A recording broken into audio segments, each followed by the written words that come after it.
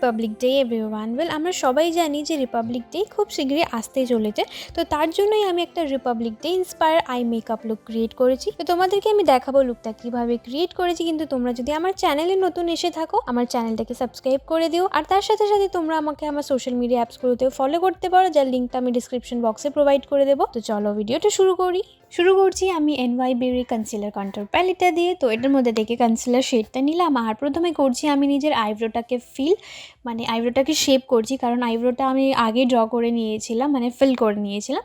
তো আইব্রোটা শেপ করার সাথে সাথে আমি নিজের অল ওভার আইলিডেও কিন্তু কনসিলারটাকে অ্যাপ্লাই করছি খুবই সুন্দরভাবে ব্রাশ দিয়ে। অ্যান্ড তার সাথে সাথে ওটাকে খুবই প্রিসাইজলি ব্লেন্ডও করতে হবে। তো আমার কনসিলারটা ব্লেন্ড হয়ে গেল। এরপর এটাকে করবো আমি সেট। তো সেট করার জন্য নিয়ে নিলাম আমি মেবলিনের এই কম্প্যাক্ট পাউডারটা। তো কম্প্যাক্ট পাউডারের জায়গায় লুজ পাউডারও ইউজ করা যায়। তো আমি আজকে কম্প্যাক্ট পাউডার দিয়ে এটাকে সেট করছি। তো সেট করে নেওয়ার পর আজকের আই মেকআপটা শুরু করব। তো আই মেকআপের জন্য নিলাম আমি সুন্দর মার্সের এই আইশ্যাডো প্যালেটটা, যেটার মধ্যে অনেকই সুন্দর সুন্দর শেডস আছে। তো যাই হোক, এখানে আমি প্রথমে নিয়ে নিলাম অরেঞ্জ শেড।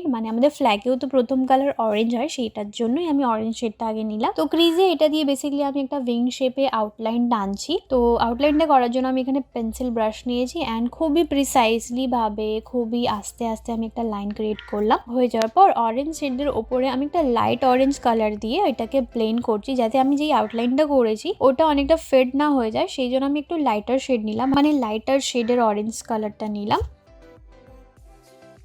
তো এটা আমার ব্লেন্ড করে নেওয়ার পর আমি নিচ্ছি এখানে কনসিলার। তো কনসিলারটা আমি এখানে অনেকই লাইট শেডের কনসিলার নিয়েছি, আমার স্কিন টোনের থেকে অনেকটা লাইট শেড, কারণ এটার উপরে আমি হোয়াইট কালারটাকে দেবো, সেইটার জন্যই আমি কিন্তু এখানে কনসিলারটা অনেকই লাইটার শেডের ব্যবহার করেছি। তো এটা দিয়ে আমি কাট ক্রিজটা করে নেবো এখানে ভালো করে।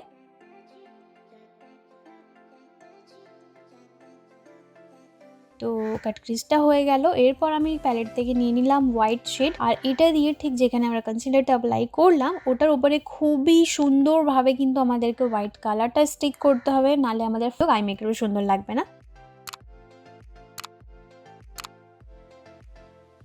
তো আমাদের হোয়াইট কালারটা অ্যাপ্লাই হয়ে যাওয়ার পর আমি এখানে নিলাম গ্রিন কালারের কাজল। তো এটা দিয়ে আমি নিজের ওয়াটার লাইনটাকে ফিল করছি, আর কাজলটাকে ফিল করার সাথে সাথে আমি নিজের ইনার কর্নার্সটাও কাজল দিয়ে করে নিচ্ছি। তার সাথে সাথে আমি কিন্তু ওয়াটার লাইনের দিকে একটা উইং শেপে একটু লাইনটা টেনে দিচ্ছি। তো কাজলটা দিয়ে দেওয়ার পর প্যালেট থেকে নিয়ে নিলাম আমি গ্রিন কালারের শেডটা, আর এটা দিয়ে কিন্তু আমার কাজলটাকে করে নেব খুবই সুন্দরভাবে ব্লেন্ড করলে কিন্তু আই মেকআপটা আরও পপ আপ হয়ে উঠবে, ভালো লাগবে দেখতে।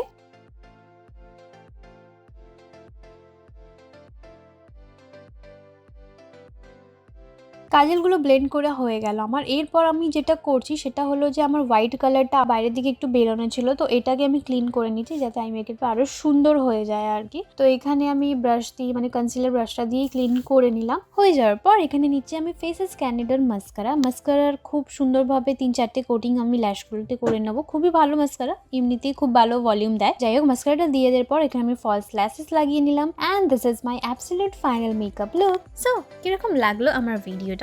আই গেস তোমাদের ভালোই লেগেছে। ভিডিওটা কিরকম লেগেছে তোমরা আমায় কমেন্ট করে জানাতে পারো। অ্যান্ড যদি ভিডিওটা ভালো লেগে থাকে, do like and share, and also don't forget to subscribe my channel.